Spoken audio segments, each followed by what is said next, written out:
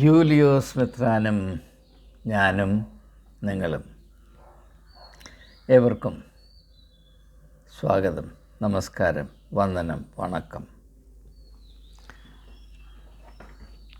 യൂലിയോസ് മെത്രാനെ പറ്റിയുള്ള ചില ചിന്തകൾ 2 വീഡിയോകളായി ഞാൻ നിങ്ങളുമായി പങ്കിട്ടുള്ളതാണ്. അതിനെപ്പറ്റി വിവിധ തരത്തിലുള്ള പ്രതികരണങ്ങൾ ലഭിച്ചുകൊണ്ടേയിരിക്കുന്നു. പലരും വളരെയധികം കോപത്തിലും ചിലർ അന്വേഷണ ബുദ്ധിയിലും ചിലർ നിസ്സംഗതയിലും പ്രതികരിക്കുന്നു. അത് സ്വാഭാവികമാണ്, അത് പ്രതീക്ഷിക്കേണ്ടതാണ്, ഞാൻ പ്രതീക്ഷിക്കുന്നതുമാണ്.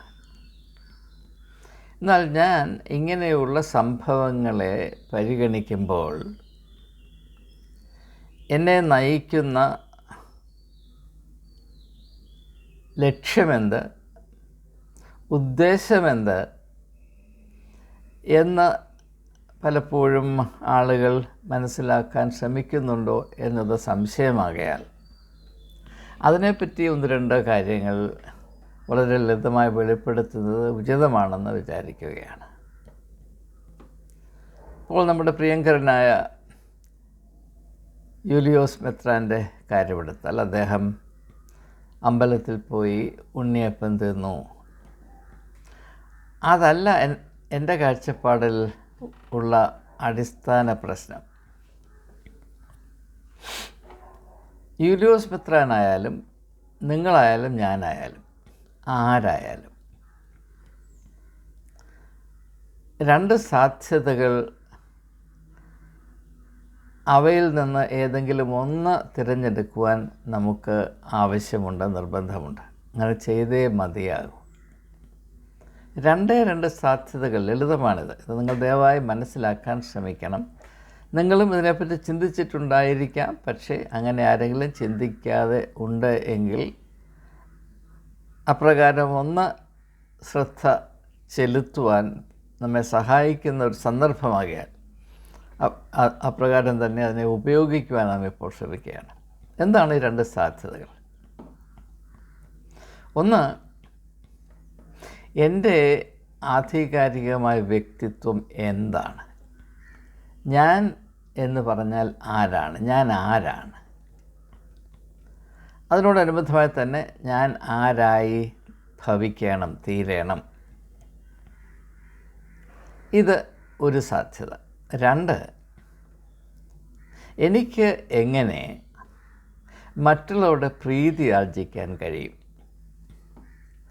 മറ്റുള്ളവർ എന്നെപ്പറ്റി 2 നല്ല വാക്ക് പറയത്തക്കവണ്ണം അവരുടെ മാനദണ്ഡങ്ങൾക്കനുസരിച്ച് എന്നെ തന്നെ അവതരിപ്പിച്ച് ഒരു സ്വീകാര്യത വളർത്തിയെടുക്കാം, സമ്പാദിക്കാം എന്ന പരിഗണന. വളരെ വ്യക്തമായ, പരസ്പര വ്യത്യാസം വളരെ അധികമുള്ള 2 കാഴ്ചപ്പാടുകൾ, ലക്ഷ്യങ്ങൾ, സമീപനങ്ങൾ, അതിൽ കൂടെ ഉടലെടുക്കുന്ന 2 വ്യക്തിത്വങ്ങൾ. ഇതിനെപ്പറ്റി വളരെ വളരെ കൃത്യമായ, സ്പഷ്ടമായ ധാരണ നമുക്കുണ്ടാകണം. ഭൂരിപക്ഷം ആളുകളും യാതൊരു നിശ്ചയവുമില്ലാതെ, തിട്ടവുമില്ലാതെ, ഇങ്ങനെയുള്ള കാര്യങ്ങളെപ്പറ്റി ശ്രദ്ധ കൊടുക്കാതെ ആലസ്യം പൂണ്ട് ജീവിതത്തിൽ തുടരുകയും നാളുകൾ നഷ്ടപ്പെടുത്തുകയും ചെയ്യുന്ന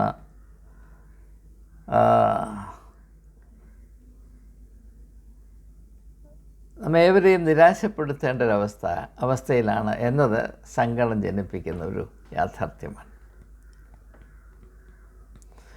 അപ്പോൾ ആത്മീയത എന്ന് പറഞ്ഞാൽ എന്താണ്? ഞാൻ മനസ്സിലാക്കുന്നത് ആത്മീയതയുടെ പ്രധാനപ്പെട്ട ലക്ഷ്യം എല്ലാവർക്കും, അല്ലെങ്കിൽ താല്പര്യമുള്ളവർക്കൊക്കെ സ്വർഗത്തിൽ പോകുവാൻ ടിക്കറ്റോ പാസ്പോർട്ടോ വിസയോ എഴുതി കൊടുക്കുക എന്നുള്ളതല്ല. അതുകൊണ്ട് സ്വർഗമില്ല എന്നോ നരകമില്ല എന്നോ ആ വിഷയത്തിലേക്കല്ല ഞാൻ കടക്കാൻ ഉദ്ദേശിക്കുന്നത്. ആത്മീയതയുടെ ഏറ്റവും പ്രധാന ലക്ഷ്യമായി നാം മനസ്സിലാക്കേണ്ടത്, നമുക്കേവർക്കും ഓരോ വ്യക്തിക്കും, സ്ത്രീയാണെങ്കിലും പുരുഷനാണെങ്കിലും പ്രായമുള്ളവരാണെങ്കിലും പ്രായം കുറഞ്ഞവരാണെങ്കിലും ആധികാരികമായ വ്യക്തിത്വം എപ്രകാരം പ്രാപിപ്പാൻ സാധിക്കും. അപ്പോൾ നന്നേ ചെറുപ്പത്തിലെ ഞാൻ യേശുവിനോട് ആകർഷിക്കപ്പെട്ടതിൻ്റെ ഒരു പ്രധാനപ്പെട്ട കാരണം യേശുവിൽ അപ്രകാരമുള്ള ഒരു വ്യക്തിത്വം, അതായത് കൃത്യമായ വരകൾ കൊണ്ട് സംശയാതീതമായി ആവിഷ്കരിക്കപ്പെട്ടിട്ടുള്ള ഒരു വ്യക്തിത്വം, സംശയങ്ങൾക്കതീതമായി അങ്ങനെ ചെയ്യുമോ ഇങ്ങനെ ചെയ്യുമോ, യേശു അവിടെ വീണു പോകുമോ ഇവിടെ വീണു പോകുമോ, ഈ സാഹചര്യത്തിൽ പരസ്പര വിരുദ്ധമായ കാര്യങ്ങൾ പറയുമോ, ആരെയെങ്കിലും പ്രീതിപ്പിക്കുന്നതിന് വേണ്ടി മുട്ടുമടക്കുമോ. അങ്ങനെ ഒരു പരീക്ഷ യേശു അനുഭവിച്ചതായി നാം അറിയുന്നുണ്ട്. മത്തായിയുടെ സുവിശേഷം 4-ാം അധ്യായം നിങ്ങൾ വായിക്കുമ്പോൾ സാത്താൻ യേശുവിനെ അന്തിമമായി പരീക്ഷിക്കുന്നത് മലയുടെ മുകളിൽ കൊണ്ടുപോയി ലോകത്തെയും അതിൻ്റെ രാഷ്ട്രങ്ങളെയും മഹാത്മ്യങ്ങളെയും ഒക്കെ കാണിച്ചിട്ട്, ഇവയൊക്കെ ഞാൻ നിനക്ക് തരാം, നീ ചെറിയൊരു കാര്യം ചെയ്താൽ മതി, ഒന്ന് വീണ് നമസ്കരിച്ചാൽ മതി. ഈ മർമ്മത്തിൻ്റെ സർവ്വലൗകികമായ പ്രസക്തി നാം മനസ്സിലാക്കുന്നില്ല. ഇത് എല്ലാവരും ഒരു വിധത്തിലല്ലെങ്കിൽ മറ്റൊരു വിധത്തിൽ അനുഭവിക്കുന്ന അതിജീവിക്കേണ്ട ഒരു പരീക്ഷ തന്നെയാണ്. എന്താണ്? കാര്യസാധ്യത്തിന് വേണ്ടി ആ സാഹചര്യത്തിൽ സ്വന്തം വ്യക്തിത്വത്തിൻ്റെ ആധികാരികത മാറ്റിവെക്കുക, അതിനെ അവഗണിക്കുക. സാത്താനെ വീണ് നമസ്കരിക്കാനല്ല യേശു വന്നത് എങ്കിലും താൻ മറ്റാരാലും ദർശിക്കപ്പെടുന്നില്ല, ആരും എന്നെ കാണുന്നില്ല, ഇത്ര വലിയൊരു നേട്ടം എനിക്ക് കൈവരിക്കാവുന്നതാണ്. അതുകൊണ്ട് ഒരു നിമിഷം സാത്താനെ വീണ് നമസ്കരിച്ചിട്ട് ഈ ലോകത്തെ രാജ്യങ്ങളെ മുഴുവനും സ്വന്തമാക്കിയാൽ അതിൻ്റെ ആത്മീയമായ ദൗത്യത്തെ പോലും ലഘൂകരിക്കുകയില്ലേ, അത് പെട്ടെന്ന് എൻ്റെ ദൗത്യം നിർവഹിച്ച് എനിക്ക് സ്വർഗത്തിലേക്ക് മടങ്ങാമല്ലോ എന്ന് ചിന്തിക്കാനല്ലേ സാധ്യത. എന്നാൽ അങ്ങനെയുള്ള സന്ദർഭത്തിൽ നാം എപ്രകാരം സ്ഥിതി ചെയ്യണം, അവയെ എപ്രകാരം കൈകാര്യം ചെയ്യണം എന്ന വെളിപ്പെടുത്തലാണ് ആ പരീക്ഷയെ യേശു അഭിമുഖീകരിച്ച വിധത്തിൽ കൂടെ നമുക്ക് വെളിപ്പെടുത്തി നൽകിയിട്ടുള്ളത്. നാം ഓരോരുത്തരും നമ്മുടെ ജീവിതത്തിൽ വിവിധമായ അനുഭവങ്ങളിൽ കൂടെയും അവസ്ഥകളിൽ കൂടെയും കടന്നുപോയിട്ടുണ്ട്. നമുക്കറിയാം, ഭൂരിപക്ഷം ആളുകളും അവരേത് അവസ്ഥയിലായിരിക്കുന്നു ആ അവസ്ഥയുടെ നിർബന്ധവും ആ അവസ്ഥകൾ അല്ലെങ്കിൽ ആ സാഹചര്യങ്ങൾ അവരിൽ നിന്ന് എന്ത് പ്രതീക്ഷിക്കുന്നു എന്നതിനനുസരിച്ചാണ് അവർ പ്രവർത്തിക്കുന്നത്. ഇപ്പോൾ കള്ള് കുടിക്കുന്നവരുടെ കൂടെയാണെങ്കിൽ അല്പം കള്ള് കുടിക്കുക, ഞാൻ കള്ള് കുടിയാനല്ല, എന്നാൽ സ്വല്പം ഒന്ന് മോന്തുക. മോശമായി സംസാരിക്കുന്നവരുടെ പാർട്ടികൾ നമ്മൾ പറയത്തില്ല, തറയായി സംസാരിക്കുന്നവരുടെ കൂട്ടത്തിലാണെങ്കിൽ അല്പം തറ വർത്തമാനം പറയുക. കമ്മ്യൂണിസ്റ്റുകാരുടെ കൂടെ ആണെങ്കിൽ കമ്മ്യൂണിസ്റ്റുകാരുടെ കാതിന് ഇമ്പം വരുന്ന കാര്യങ്ങൾ പറയുക. ഏതാനും വർഷങ്ങൾക്ക് മുൻപ്, 2-3 വർഷങ്ങൾക്ക് മുൻപ്, ഇവിടെ കേരളത്തിൻ്റെ സ്പീക്കറായിരുന്ന രാമകൃഷ്ണൻ ഒരു പാർലമെൻറ്റ് ഫോർ യൂത്ത് ഇവിടെ ഉണ്ടാക്കി തിരുവനന്തപുരത്ത് ഓർഗനൈസ് ചെയ്തു. ഇന്ത്യയിലെ എല്ലാ സംസ്ഥാനങ്ങളിൽ നിന്നും യൂണിവേഴ്സിറ്റി വിദ്യാർത്ഥികളെ കൊണ്ടുവന്ന് ഭാവി നേതൃത്വത്തെ അഭിസംബോധന ചെയ്യുന്നതിന് വേണ്ടി വളരെ അർത്ഥവത്തായ 3 ദിവസം നീണ്ടു നിന്ന വളരെ നന്നായിട്ട് ഓർഗനൈസ് ചെയ്ത ഒരു പരിപാടി ഉണ്ടായിരുന്നു. അതിൻ്റെ ഒരു സെഷനിൽ പ്രസംഗിക്കാൻ എന്നെ വിളിച്ചു. അപ്പോൾ ഞാൻ പ്രസംഗിച്ചു കഴിഞ്ഞപ്പോൾ എന്നോട് ഉന്നയിച്ച ചോദ്യം, ക്യാമ്പസുകളിൽ രാഷ്ട്രീയം അനുവദിക്കുന്നത് തെറ്റാണോ ശരിയാണോ? അപ്പോൾ നിങ്ങൾ മനസ്സിലാക്കണം, ഇത് മാർക്സിസ്റ്റ് പാർട്ടി കൂടുതൽ പ്രാബല്യമുള്ള ഒരു മീറ്റിംഗാണ്. അവർ മുൻകൈ എടുത്ത് നടത്തുന്നതാണ്.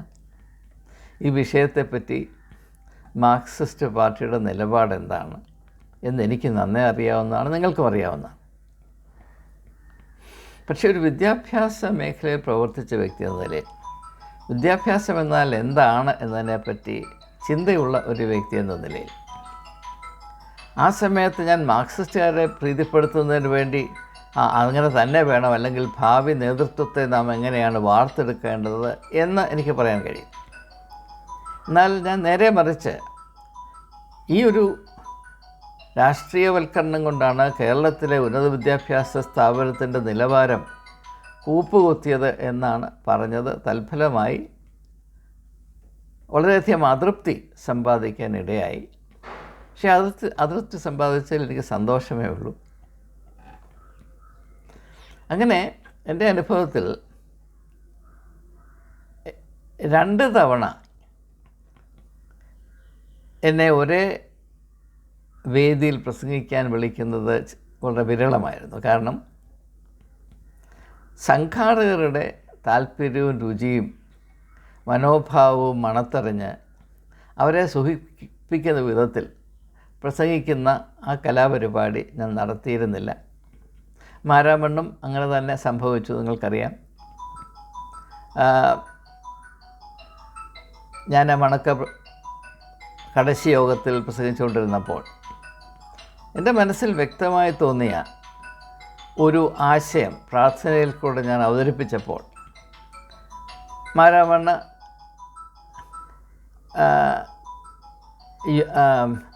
സ്വീകാര്യമല്ലാത്ത ഒരു വ്യക്തിയായി ഞാൻ മാറ്റപ്പെട്ടു. അത് ഞാൻ സന്തോഷിക്കുന്നു. കാരണം എൻ്റെ വ്യക്തിത്വത്തിൻ്റെ ആധികാരികതയാണ് ഈ ലോകത്തിൽ എനിക്ക് നേടാവുന്ന ഏറ്റവും വലിയ സമ്പാദ്യമെന്ന് അസന്നിഗ്ധം വിശ്വസിക്കുന്ന ഒരു വ്യക്തിയാണ്. എന്നാൽ ഭൂരിപക്ഷം ആളുകളും ചെയ്യുന്നത് മറ്റുള്ളവരെ പ്രീതിപ്പെടുത്തുന്നതിന് വേണ്ടി എന്ത് വേണമെങ്കിലും ചെയ്യാം. ഇപ്പോൾ തന്നെ ആരെങ്കിലും നിങ്ങളോടൊരു അഭിപ്രായം ചോദിക്കുകയാണ്. ഞാൻ എൻ്റെ അഭിപ്രായം തേടി, അല്ലെങ്കിൽ ഉപദേശം തേടി ആരൊക്കെ വന്നിട്ടുണ്ടോ അവരുടെയൊക്കെ അപ്രീതി സമ്പാദിച്ചിട്ടുണ്ട്. എൻ്റെ കാരണം, ഈ ഉപദേശം അന്വേഷിച്ച് വരുന്നവർ അവർ മനസ്സിൽ നേരത്തെ നിശ്ചയിച്ച് ഉറപ്പിച്ച് വച്ചിരിക്കുന്ന കാര്യങ്ങൾ ഞാനും കൂടെ ഒന്ന് സാധൂകരിച്ച് സപ്പോർട്ട് ചെയ്ത് കൊടുക്കണം. അല്ലാതെ ഞാൻ പറയുന്നത് കേട്ട് അവർ ചെയ്യാനിരിക്കുന്ന കാര്യങ്ങൾ തിരുത്തുവാൻ വരുന്നവരല്ല. ആരും അങ്ങനെ വരുന്നവരല്ല. അവർക്ക് അവരുടേതായ താല്പര്യങ്ങളും മുൻഗണനകളുമുണ്ട്, മുൻകരുതലുണ്ട്. ഇങ്ങനെയാണ് പോകാൻ എനിക്ക് താല്പര്യം. പക്ഷേ അത് അത്ര നല്ല വഴിയല്ല എന്ന് അവർക്ക് തന്നെ അറിയാവുന്നതുകൊണ്ട്, അവരുടെ മനസ്സാക്ഷി അവരെ കുത്തുന്നതുകൊണ്ട് ഇങ്ങനെ ഒരുത്തൻ്റെ അടുത്ത് പോയിട്ട് അദ്ദേഹം കൂടെ പറഞ്ഞു.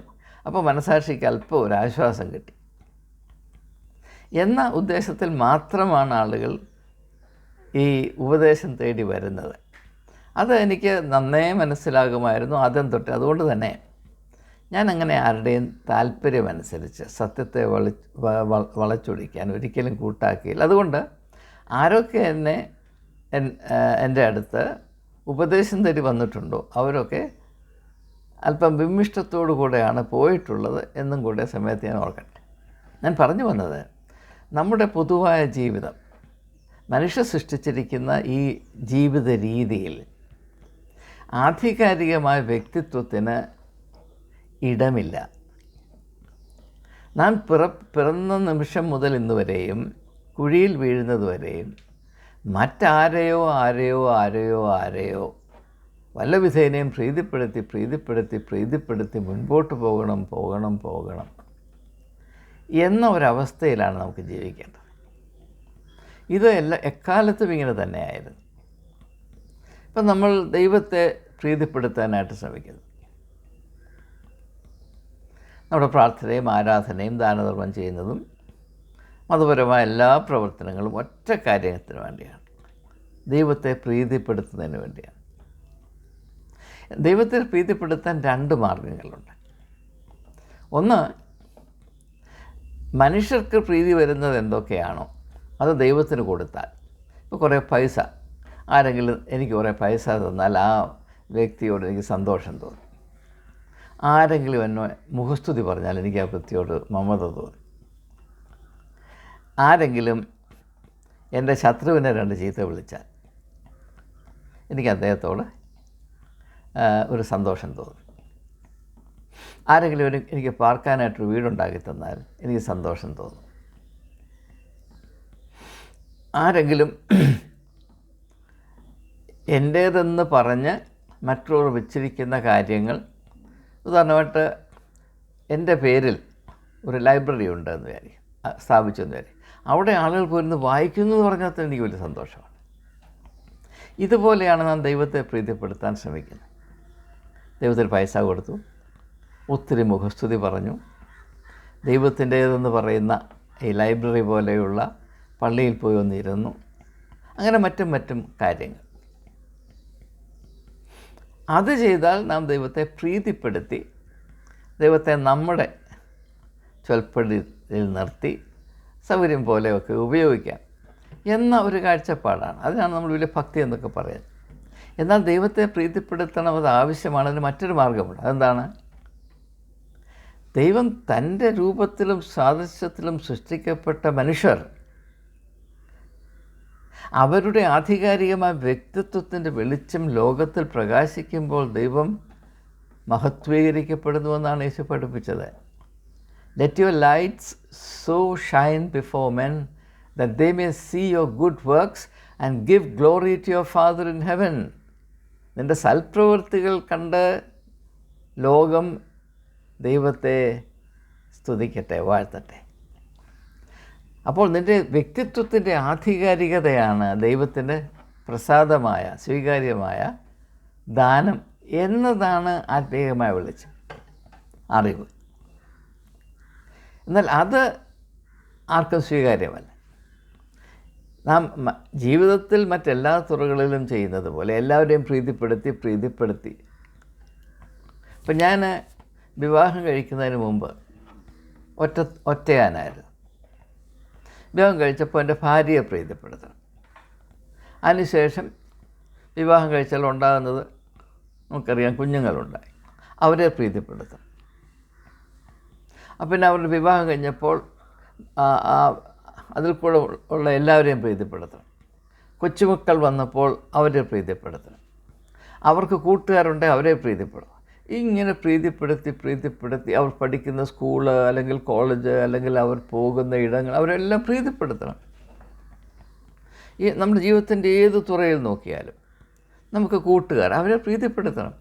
സത്യസന്ധമായ എൻ്റെ വ്യക്തിത്വത്തിൻ്റെ പ്രത്യേകത ഇതാണ്, ഞാൻ ഇങ്ങനെയാണ്, ഇതാണ്, ഞാൻ ഈ പച്ച മനുഷ്യനാണ്, ഞാൻ ഈ ജൈവ മനുഷ്യനാണ്, ഞാൻ കൃത്രിമമായ ഒരു പാവയല്ല എന്നത് അതിൻ്റെ ഗാംഭീര്യത്തിൽ അവതരിപ്പിക്കാൻ ആരും ധൈര്യം കാണിക്കുന്നില്ല. എന്നാൽ നിങ്ങൾ ചരിത്രം ഒന്ന് പരിശോധിച്ച് നോക്കൂ. ആരാണ് ഇന്നും ഓർമ്മിക്കപ്പെടുന്നത്? വ്യക്തിത്വമുള്ളവരാണ്. വ്യക്തിത്വം എന്ന് പറഞ്ഞാൽ എന്താണ്? വ്യക്തത എന്നാണ് എൻ്റെ അർത്ഥം. വ്യക്തിത്വത്തിൻ്റെ മൂലമായ ആശയം എന്താണ്? കോർ പ്രിൻസിപ്പിൾ ഇൻ പേഴ്സണാലിറ്റി, വ്യക്തത എന്ന് പറഞ്ഞാൽ ഈ പഴങ്കഞ്ഞി മണഗുണാഞ്ചൻ എന്ന് പറയും തൃശ്ശൂർ ഭാഷയിൽ, മണഗുണാഞ്ചൻ അങ്ങനെയുള്ളവരല്ല. അതുകൊണ്ടാണ് യേശു പറഞ്ഞത് നിങ്ങളുടെ ഉത്തരം ഉവ്വ് എന്നും ഇല്ല എന്നുമായിരിക്കണം. സാധാരണ ആളുകൾ എന്താണ്? ഉവ്വ് ഇല്ല. കാരണം ഉവ്വ് എന്ന് പറഞ്ഞാൽ ഇന്ന ആൾ കോപിക്കും, അദ്ദേഹത്തിന് വേണ്ടി ഇല്ല എന്ന് പറയണം. ഇല്ല എന്ന് പറഞ്ഞാൽ ഇവർ കോപിക്കും, അതുകൊണ്ട് അദ്ദേഹത്തിന് ഉവ്വ് എന്ന് പറയണം. അപ്പോൾ ഒരേ ശ്വാസത്തിൽ ഉവ്വ് എന്നും ഇല്ല എന്നും പറയണം. അപ്പം നമ്മൾ മിടുക്കരായി കഴിയണമെങ്കിൽ ഉവ്വ് ഇല്ല ഇങ്ങനെ പറഞ്ഞുകൊണ്ടാണ് നാം ഇരിക്കുന്നത്. ഇനി നമ്മൾ ഇതിൻ്റെ വെളിച്ചത്തിൽ യൂലിയോസ് മെത്രാൻ്റെ അവസ്ഥ നോക്കിയാൽ, പാവം മെത്രാൻ, അദ്ദേഹത്തിന് ഹിന്ദുക്കളുടെ ഇടയിൽ കസേര വേണം. നല്ല 10 പേര് 100 പേര് അദ്ദേഹത്തിനെ വാഴ്ത്തി പുകഴ്ത്തണം, അദ്ദേഹത്തെ നോക്കി ബഹുമാനം കാണിക്കണം. അപ്പോൾ അവിടെ പോകുന്നു. അവിടെ പോയി കഴിഞ്ഞാൽ നിങ്ങൾക്കല്പം സാമാന്യ ബുദ്ധി ഉണ്ടല്ലോ, എന്നാൽ ആലോചിക്കുക, നിങ്ങൾ അവരുടെ ഇടയിലേക്ക് കയറി ചെല്ലുന്നു. എന്തിനാണ് അവിടെ ചെല്ലുന്നത്? അവിടെ പ്രീതി ആർജിക്കാനാണ്. യൂലിയോസ് മെത്രാൻ ബിംബത്തെ ആരാധിക്കാനാണ് അവിടെ പോയത് നിങ്ങൾ വിചാരിക്കുന്നുണ്ടോ? സത്യം പറഞ്ഞ് നിങ്ങൾ വിചാരിക്കുന്നുണ്ടോ? ആരാധിക്കാൻ പോയതല്ല, ഒന്ന് ഷൈൻ ചെയ്യാൻ പോയതാണ്. അവരുടെ കൈയടി വാങ്ങിക്കാൻ പോയതാണ്. അവരുടെ ഒരു ബലവേഷ് കേൾക്കാനായിട്ട് പോയതാണ്. അങ്ങനെ പോകുന്നൊരു വ്യക്തി തൻ്റെ വ്യക്തിത്വത്തിൻ്റെ ആധികാരികത അവിടെ അവതരിപ്പിക്കുമെന്ന് നിങ്ങൾ വിചാരിക്കുന്നുണ്ടോ? അതിന് അദ്ദേഹത്തിന് ഭ്രാന്തുണ്ടായിരിക്കണം. ഒറ്റ കാര്യമേ അവിടെ ചെയ്യാനൊക്കത്തുള്ളൂ. എന്താണ്? അവർക്ക് ഇഷ്ടം തോന്നുന്നത് എന്താണ് അതനുസരിച്ച് എനിക്ക് ഏറ്റവും നാടകീയമായി അഭിനയിക്കാൻ കഴിയണം. ബിംബം ഇരിക്കും തൊഴുതണം, എന്നാ പിടിച്ചു. ഉണ്ണിയപ്പം വിഴുങ്ങണോ, എന്നാ പിടിച്ചു എന്നത് മാത്രമേ നടക്കുകയുള്ളൂ. അല്ലെങ്കിൽ അങ്ങോട്ട് പോകേണ്ട കാര്യമില്ലല്ലോ. അവിടെ പോകുക എന്നുള്ള അദ്ദേഹത്തിൻ്റെ ചുമതലയല്ല, അത് അദ്ദേഹത്തിൻ്റെ തിരഞ്ഞെടുപ്പാണ്. ഓരോ തിരഞ്ഞെടുപ്പിൻ്റെ പിറകിലും ഓരോ ലക്ഷ്യമുണ്ട്. ഈ തിരഞ്ഞെടുപ്പിൻ്റെ ലക്ഷ്യം എന്താണ്? അവിടെ പ്രീതി സമ്പാദിക്കുക. അയ്യോ അരുമയാന മെത്രാൻ എന്ന് ഹിന്ദു സഹോദരി സഹോദരങ്ങൾ പറയണം. ആരുടെ എങ്കിലും അപ്രീതി അനാവശ്യമായി സമ്പാദിക്കുന്നത് നല്ലതാണെന്നല്ല ഞാനീ പറയുന്നത്. ഞാൻ പറയുന്ന ഒരു മർമ്മം അവതരിപ്പിക്കുന്നുവെന്ന് മാത്രം. ആരെയും വെറുപ്പിച്ചിട്ടൊന്നും നേടാനില്ല. എന്നാൽ അതേസമയം തന്നെ എൻ്റെ വ്യക്തിത്വം കുപ്പയിലെറിഞ്ഞിട്ട് എനിക്ക് ആരെ പ്രീതിപ്പെടുത്തിയിട്ടും ഒന്നും നേടാനില്ല. അങ്ങനെ ഒന്നും നേടാതിരിക്കുന്നതാണ് നല്ലത് എന്ന് വിശ്വസിക്കുന്ന ആളാണ് ഞാൻ. അപ്പോൾ അദ്ദേഹം അവിടെ പോയി. അദ്ദേഹം പോകുമ്പോൾ മുണ്ടും ഷർട്ട് കുപ്പായം ഇടുന്നതിന് മുമ്പ് തന്നെ അദ്ദേഹം ഇരുന്ന് നന്നേ ആലോചിക്കുക. അവിടെ പോയാൽ ഏതെല്ലാം വിധത്തിൽ കുണുങ്ങിയാൽ മണങ്ങിയാൽ നിന്നാൽ വഴങ്ങിയാൽ വിഴുങ്ങിയാൽ അവരെ പ്രീതിപ്പെടുത്താം എന്നൊരൊറ്റ ചിന്ത മാത്രമേ ഉണ്ടാകുകയുള്ളൂ.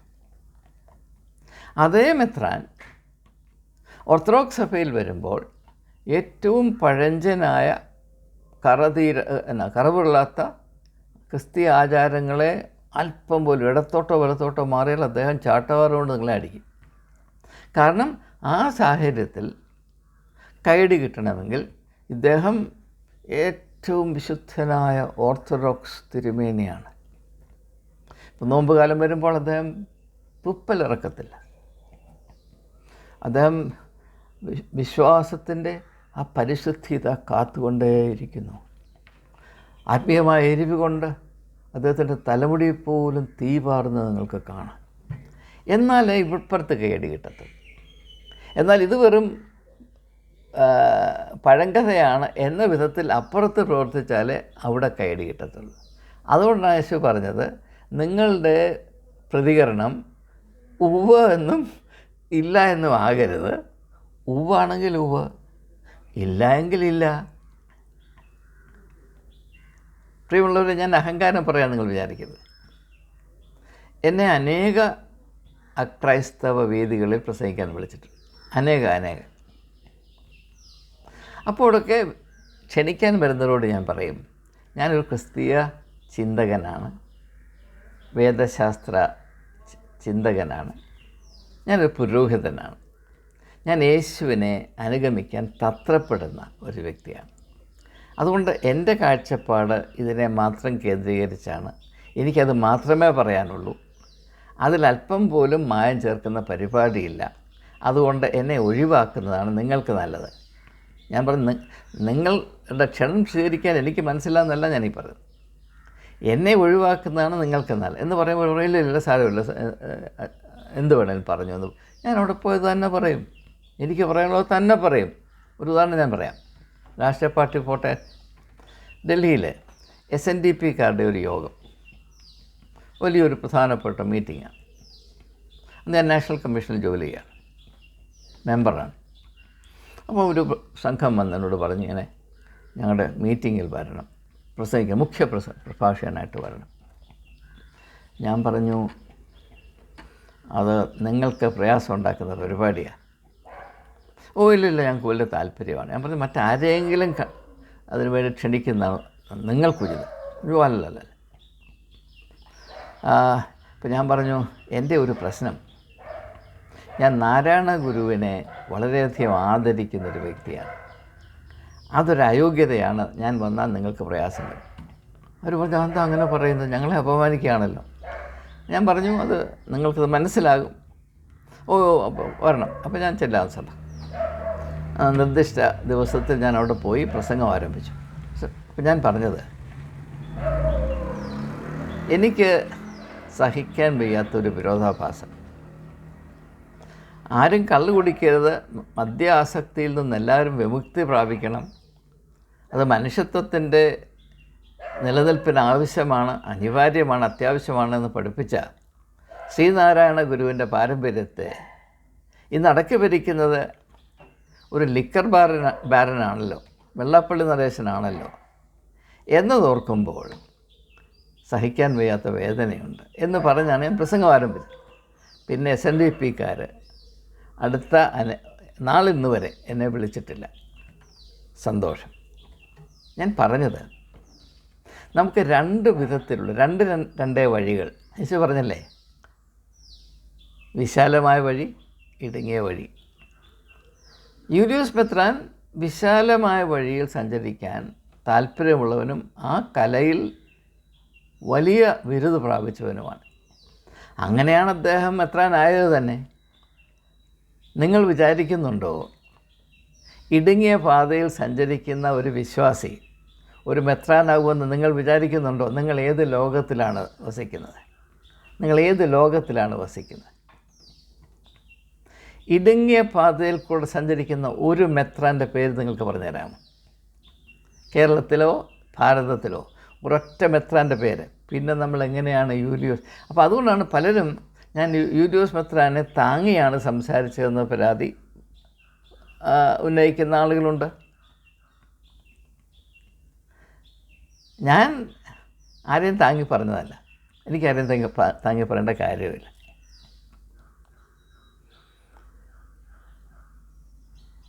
വിശാലമായ വഴിയിൽ കൂടെ അനായാസമായി സുഖിച്ച് സഞ്ചരിക്കാൻ താല്പര്യമുള്ളവർ മാത്രമേ മെത്രാന്മാരാകുകയുള്ളൂ.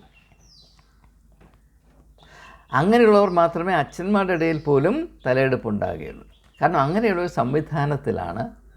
സംവിധാനത്തെയാണ് നാം സഭയെന്ന് പറയുന്നത്. എന്നിട്ട് എല്ലാവരും കളിപ്പിക്കാനായിട്ട് ഇത് ക്രിസ്തുവിൻ്റെ ശരീരമാണെന്നും പറയും. അപ്പോൾ ക്രിസ്തുവിനെ ഏതെല്ലാം വിധത്തിൽ അപമാനിക്കാമോ, വികൃതമാക്കാമോ, അതിൽ വിദഗ്ധരാണ് നാം. അത് ക്രിസ്തുവിനോടുള്ള, യേശുവിനോടുള്ള ഭക്തിയിൽ നമ്മൾ ചെയ്ത് കളയും. അക്രൈസ്തവർ യേശുവിനെ അപമാനിക്കുന്നില്ല. വാസ്തവത്തിൽ അക്രൈസ്തവർ ക്രിസ്ത്യാനികളെ വിമർശിക്കും, ചിലർ തല്ലുകയും ചെയ്യും. അതിൽ തല്ല് കൊള്ളേണ്ടവരുണ്ട്, യാതൊരു സംശയവുമില്ല. ഇത് പറയുമ്പോൾ നിങ്ങൾക്ക് എന്നോട് കോപം തോന്നും. തല്ല് കൊള്ളേണ്ട അനേകരുണ്ട്. നാം നമ്മുടെ വഴികളെ ഒന്ന് ചിന്തിക്കുന്നത് ഉചിതമാണ്, ആവശ്യമാണ്. അക്രൈസ്തവർ യേശുവിനെ അപമാനിക്കുന്നില്ല. യേശുവിനെ അപമാനിക്കുന്നത് 100 ക്രിസ്ത്യാനികളാണ്. അതിൽ ഭൂരിപക്ഷം ആളുകളും പുരോഹിത വർഗമാണ്. അതിന് യാതൊരു സംശയം എൻ്റെ മനസ്സിൽ. അപ്പം ഞാൻ പറഞ്ഞു വന്നത്, യൂലിയോസ് മെത്രാൻ ഭൂരിപക്ഷം ക്രിസ്ത്യാനികളുടെയും ഏറ്റവും നല്ല ഉദാഹരണമാണ്, റോൾ മോഡലാണ്, മാതൃകയാണ്. എന്താണ്? സ്വന്തമായൊരു വ്യക്തിത്വം ഉണ്ടാകാതിരിക്കുക, ഊന്നിനെ പോലെ ആയിരിക്കുന്ന സാഹചര്യം അനുസരിച്ച് നിറം മാറുക, മറ്റുള്ളവരെ പ്രീതിപ്പെടുത്തുന്നതിന് വേണ്ടി ഏത് വേഷവും കെട്ടുക,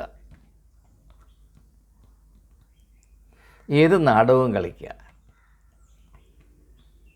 ജീവിതത്തിൻ്റെ ആകത്തുക നാടകവേദികളിലെ വേഷങ്ങൾ മാത്രമാണ് എന്ന അവസ്ഥയിൽ. അതാണ് യേശു വെള്ള തെച്ച ശവക്കല്ലറ എന്നൊക്കെ പറഞ്ഞത്. ഇങ്ങനെയുള്ള ഒരു കാഴ്ചപ്പാടിൽ ഒരു വ്യക്തിക്ക് പോലും വ്യക്തിത്വം പ്രാപിപ്പാൻ സാധ്യമല്ല. എന്നാൽ യേശുവിൻ്റെ മാർഗമോ ഇതിൽ നിന്ന് വളരെ വ്യത്യാസമുള്ളതാണെന്ന് നമുക്കറിയാം.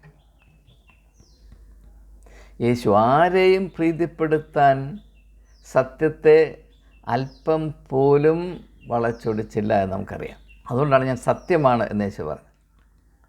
ആരെയും പ്രീതിപ്പെടുത്തുന്നതിന് വേണ്ടി പിതാവിനോടുള്ള തൻ്റെ ആ ഉത്തരവാദിത്വം യേശു കോംപ്രമൈസ് ചെയ്തില്ല.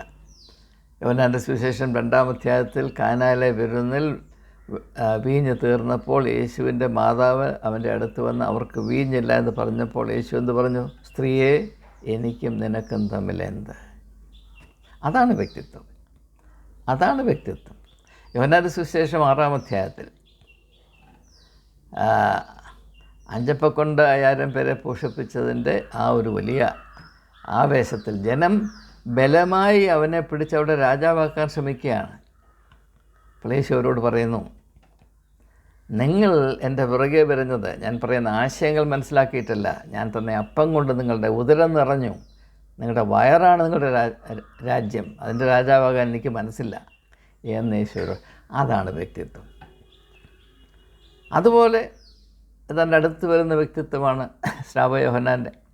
മത്തായിയുടെ സുവിശേഷം 3-ാം അധ്യായത്തിൽ അവിടെ പരീശന്മാരൊക്കെ അവനാൽ സ്നാനം വെക്കുന്നതിന് വേണ്ടി വരും. കാരണം എല്ലാവരും പോകുന്നു, അപ്പോൾ ഞങ്ങളും പോയില്ല, നാണക്കേടല്ലേ എന്ന് വിചാരിച്ച് പരീശന്മാർ ചെയ്യുന്നു. അപ്പോൾ സ്നാപക യോഹന്നാൻ അവരോട് എന്താണ് പറയുന്നത്? സർപ്പസന്തതികളെ, വരുവാനുള്ള കോപത്തിൽ നിന്ന് ഒഴിഞ്ഞോടി മാറിപ്പോകുവാൻ നിങ്ങളെ ഉപദേശിച്ചത് ആരാണ്? നിങ്ങൾ മാനസാന്തരത്തിൻ്റെ ഫലം കായ്ക്കുവിൻ, അല്ലെങ്കിൽ വൃക്ഷത്തിൻ്റെ ചുവട്ടിൽ ഇതാ കോടാലി വച്ചിരിക്കുന്നു, നല്ല ഫലം കായ്ക്കാത്ത വൃക്ഷമൊക്കെയും വെട്ടി തീയിലിട്ട് ചുട്ടുകളയും.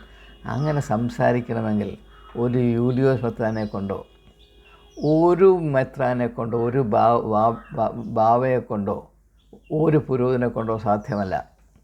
കാരണം ഓന്തുകളാണിതെല്ലാം. ഇനി ഞാനിത് പറയുന്നത് പ്രിയമുള്ളവരെ ആരെയും വിമർശിക്കാൻ പറയുന്നതല്ല, നിങ്ങൾ തെറ്റിദ്ധരിക്കരുത്.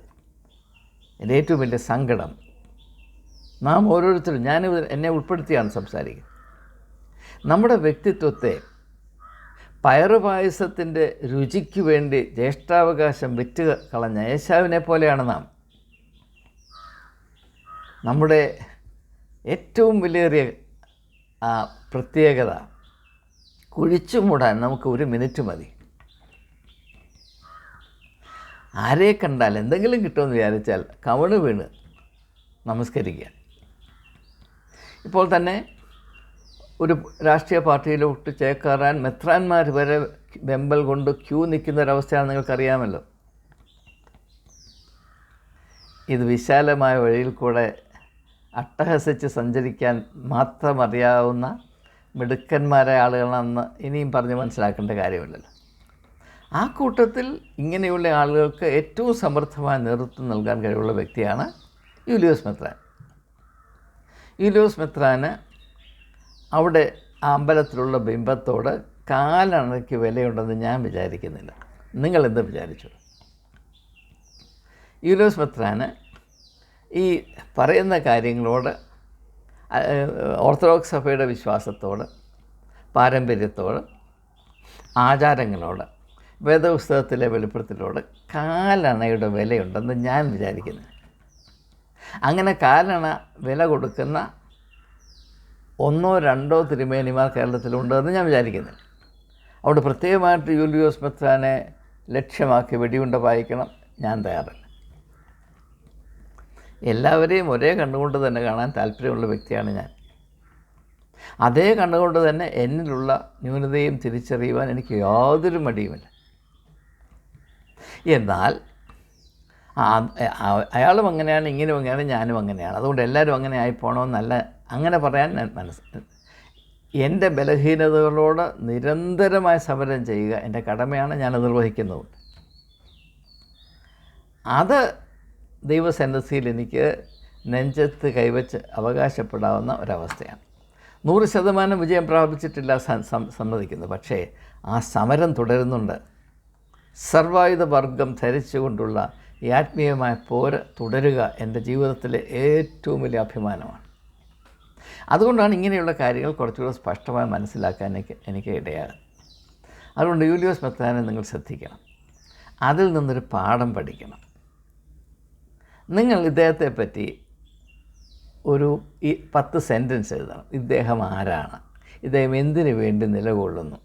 ഇദ്ദേഹത്തിൻ്റെ അടിസ്ഥാന വിശ്വാസ പ്രമാണം എന്താണ്? അപ്പോൾ നമുക്ക് മനസ്സിലാകും ഞാൻ പറയുന്നതാണ് സത്യം. എന്നാൽ അത് മാത്രമല്ല, അതേ ചോദ്യം നമ്മോട് തന്നെ ചോദിക്കണം. ഈ വിശ്വാസികൾ എന്ന് പറയുന്ന ഓരോരുത്തരോടും ചോദിക്കണം. നമ്മൾ ആരാണ്? നമ്മൾ എന്തിനു വേണ്ടി നിലനിൽക്കുന്നു? ആത്യന്തികമായി നമ്മുടെ ലക്ഷ്യം എന്താണ്? സത്യത്തോടും നീതിയോടും സ്നേഹത്തോടും കരുണയോടും നമ്മുടെ പ്രതിപത്തി എന്താണ്? പ്രലോഭനങ്ങളുടെ മധ്യത്തിൽ കാലുതെറ്റി വീഴാതിരിക്കാനുള്ള ആന്തരികമായ ഗുണവും മണവും എനിക്കുണ്ടോ? അത് പ്രാപിപ്പാൻ ഞാൻ കൊടുക്കേണ്ട വില കൊടുക്കാൻ ഞാൻ തയ്യാറാണോ? ഇത് നാം നമ്മോട് ചോദിക്കേണ്ട ഒരാവശ്യമുണ്ട് എന്ന യാഥാർത്ഥ്യബോധം നമ്മൾ ഉണർത്തുന്നതിന് യൂലിയോസ് മെത്രാൻ്റെ ഈ പ്രത്യേകമായ നാടകം വളരെയധികം സഹായിക്കും. അതുകൊണ്ട് അദ്ദേഹം വിഭാവന ചെയ്യാത്ത നന്മ അദ്ദേഹത്തിൻ്റെ ഈ ഒരു സാഹസികതയിൽ കൂടെ നാടകീയമായ ഈ ഒരു പ്രവർത്തനത്തിൽ കൂടെ ഇടയാകും എന്നതും മനോഹരമായൊരു വിരോധാഭാസമാണ്. ഇതിനെപ്പറ്റി അനേക കാര്യങ്ങൾ ചിന്തിക്കാനും അറിയിക്കാനും പറയാനും നിങ്ങളിൽ നിന്ന് കേൾക്കാനുമൊക്കെ ഉണ്ട്. എങ്കിലും സമയം നമുക്ക് എപ്പോഴും പ്രശ്നമായതുകൊണ്ട് ഞാൻ ഉപസംഹരിക്കുകയാണ്. എനിക്കെല്ലാവരോടും എപ്പോഴും അഭ്യർത്ഥിക്കാനുള്ളത്, നമ്മൾ ഏതെങ്കിലും ഒരു സാഹചര്യം കാണുമ്പോൾ അതിനെ നമ്മുടെ മനസ്സിലിരിക്കുന്ന ചില ആശയങ്ങൾ കൊണ്ട് മാത്രം അതിനോട് പ്രതികരിക്കുകയല്ല, അന്വേഷണ ബുദ്ധിയോടുകൂടെ സാഹചര്യങ്ങളെയും വ്യക്തികളെയും സന്ദർഭങ്ങളെയും പ്രശ്നങ്ങളെയും വിശ്ലേഷിക്കുവാനും അതിൽ കൂടെ യാഥാർത്ഥ്യബോധം വളർത്തിയെടുപ്പാനും നമുക്ക് ഏവർക്കും ഇടയാകണം എന്ന് മാത്രം ഒരിക്കൽ കൂടെ അവരെയും സസ്നേഹം ഓർമ്മിപ്പിച്ചുകൊണ്ട് വാക്കുകൾ ഉപസംഹരിക്കുന്നു. നിങ്ങൾക്ക് നല്ലൊരു ദിവസം നേർന്നുകൊണ്ട്.